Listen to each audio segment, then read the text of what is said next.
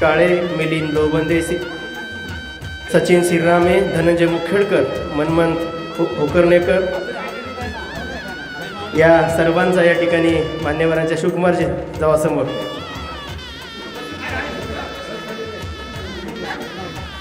आदरणीय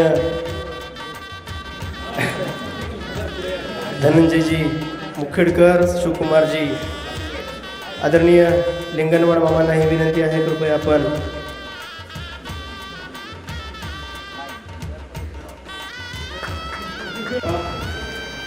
साहेब आदरणीय आमदार साहेब, आमचा उद्देश एकच आहे की कैलासवासी गोविंदरावजी राठोड साहेब हे सामान्याचे होते आणि सामान्याचा सन्मान करत असताना त्यांना एक प्रकारची आम्ही भावपूर्ण श्रद्धांजली आदर करत आहोत.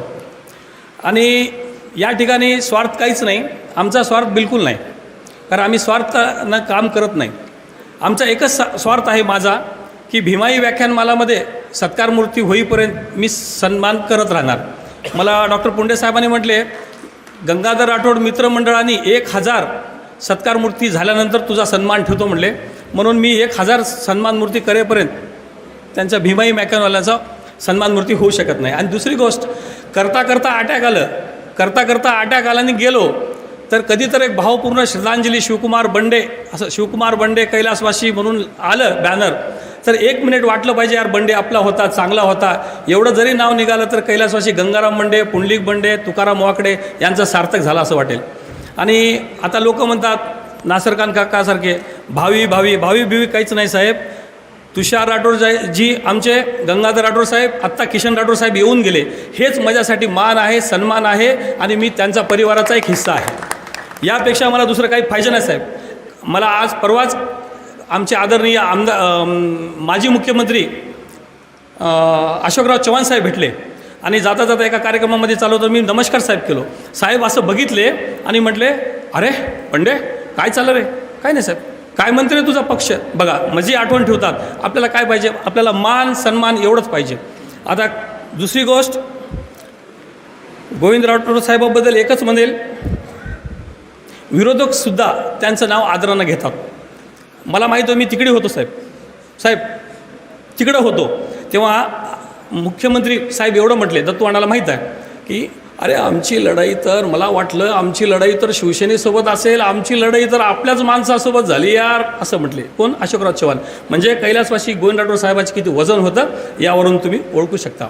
आणि दुसरी गोष्ट, ते माझ्या आजोबाचे खरंच मित्र होते साहेब. भावी माझ्याकडे काहीच नाही, मी कधी अपेक्षाही करणार नाही, कधी मागणार मी नाही, सोडून द्या. पण कैलासवासी गोविंद आमचे आजोबा गंगाराम बंडे आणि किशन राठोड साहेब जीवलग मित्र होते, बऱ्याच लोकांना माहीत आहे. मग ते आमच्या लॉजवर येऊन बसायचे दोघं आणि मी किशन राठोड साहेबाकडे एकसारखं बघायचं. आमचा छोटा भाऊ सायंटिस्ट झाला ना, त्यानं मी सगळे शांत बसायचं. तर किशन राठोड साहेब त्यांनी बोलत असताना मी त्याच्याकडे लक्ष द्यायचं आणि पहिला माझा आवाज किशन राठोड साहेबाचा कसा आला मी सांगतो. काय चाललं गंगारामजी? अरे दुनिया आपली राहिली नाही, अरे साध्याचं कथा काहीच नाही, पण मला मुखेडच्या लोकांनी प्रेम दिलं, असं त्यांनी बोलत होते. मग आता विचार करा की माझ्या हृदयात आहे की नाही, बरोबर. त्याच्यानंतर कैलासवासी गोविंद राठोड साहेबाबद्दल बोलायचं, सर कधी तर डोक्यात कार्यक्रमाचं वजह आहे, कधी तर मला बोलायला आम्ही अटल बिहारी, अमिताभ बच्चन, शाहरुख खान सगळ्याचा आवाज काढू शकतो, पण डोक्यामध्ये इतकी कल्पना आहेत की मला काय बोलायचं समजत नाही. मी एकच म्हणतो, कैलासवासी गोविंद राठोड साहेबाबद्दल एकदा आमचे सामान्य कार्यकर्ते होते, बबन ठाकूर, गवस मामू, हे सगळे माझ्या राठोड साहेबाला प्रचार करण्यासाठी आले माझ्या दुकानासमोर, गोविंद राठोड साहेब. आणि आल्यानंतर मला हे पोरं म्हणले, साहेब हे तिकडलं आहे हो, तिकडलं आहे हो म्हणले. मग गोविंद राठोड साहेब म्हणले, अरे त्यानं तिकडं राहिलं तर काय होते, पुरं घरचं मतदान मलाच पडते ना, त्यानं इकडे राहिलं तर काय होते, असं म्हणले. आणि त्या टाईमला द्वारकाची जाजू तिकडून चालले होते आणि त्यांनी म्हणले, गोविंदराव हे बंडेले नाटक करायला थोडं बघा म्हणले. गोविंद राठोड साहेब तिथं गेलेले, वापस आले आणि माझ्या गळ्याला पडले आणि मी त्यांना मिठी मारला आणि साहेब सांगलो, खरंच तुमच्याबद्दल काही बोललो नाही हो म्हणलं. म्हणजे विचार करा की ते त्या माणसाचं मन किती मोठं होतं. आणि पाणी झालं. आता मी एका कविता माध्यमातून गोविंद राठोड साहेब काय होते मी तुम्हाला सांगतो. पाणी. अटल बिहारी वाजपेयी म्हणायचे, कारण त्यांच्याबद्दल माझ्याकडे शब्द नाहीत, मी अटल बिहारी वाजपेयींचे शब्द त्यांच्यासाठी. कैलासवासी गोविंद राठोड साहेबांना हे परफेक्ट बसते. उदाहरणार्थ अटल बिहारी म्हणायचे, पेड़ के ऊपर चढ़ा आदमी ऊंचा दिखाई देता है, जड़ में खड़ा आदमी नीचा दिखाई देता है। आदमी ना ऊंचा होता है ना नीचा होता है, ना बड़ा होता है ना छोटा होता है, आदमी तो आदमी होता है। पेड़ के ऊपर चढ़ा आदमी ऊंचा दिखाई देता है, जड़ में खड़ा आदमी नीचा दिखाई देता है। आदमी ना ऊंचा होता है ना नीचा होता है, आदमी तो आदमी होता है। मनुष्य के ऊपर उसका मन होता है, मनुष्य के ऊपर उसका मन होता है। छोटे मन से कोई बड़ा नहीं होता, टूटे मन से कोई खड़ा नहीं होता। आदमी को चाहिए वे जूझे, परिस्थितियों से लड़े, एक सपना टूटे तो दूसरा खड़ा करे, किंतु कितना भी ऊंचा उड़े मनुष्य के स्तर से न गिरे। मनुष्य की पहचान उसके धन या आसन से नहीं होती, उसके मन से होती है, उसके मन से होती है। मन की फकीरे पर कुबेर की संपदा भी रोती है।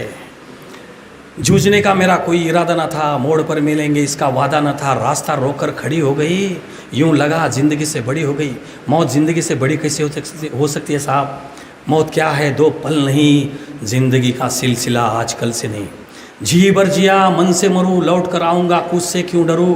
दबे पाँव छोड़ी छिपे से ना, आज सामने वार कर फिर मुझे आजमा। बात ऐसी नहीं कि कोई दम नहीं, बात ऐसी नहीं कि कोई गम नहीं। दर्द पराये कुछ कम नाही, प्यार पर्यावशी इतना मिला, अपनों से बाकी कोई गेला. असं म्हणत म्हणत त्यांच्याबद्दलची मी भावना व्यक्त केली.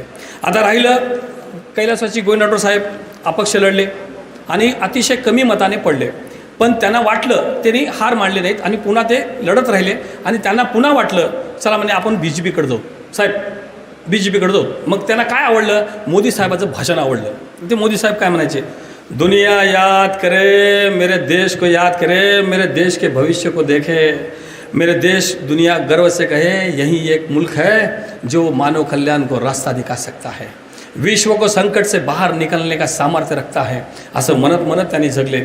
मला कविता भरपूर होती पण तुम्हाला डोक्यामध्ये आज थोडं मागं पुढं होते, त्याच्यामुळं मला एकच म्हणायचं आहे, कुठलाही स्वार्थ नाही. लिंगनवाड काकांचे अनेक गोविंद साहेबांचे यांच्यावर अनेक उपकार आहेत. आमचे पांपटराव काका तर त्यांना घरचे मानतात. कैलासवासी गोविंद साहेबाबद्दल जितकं एक रात्र पुरणार नाही इतकं त्यांची माहिती आहे. मी एवढंच म्हणेल की कुठलाही स्वार्थ नाही. मी असा कार्यक्रम घेतो, मला कुठलंच व्यसन नाही. आमचे सुनील बुक्का पाटील असतील किंवा खाजा धुंदी असेल किंवा मिलिंद लोहबंदे असे नवीन नवीन पोरं येतात, त्यांच्यासोबत काम करायला आवडते. कारण की हे कार्यक्रम कसं घेतो तर कुठलंच व्यसन नसल्यामुळे मी कार्यक्रम घेतो. धन्यवाद, थँक्यू.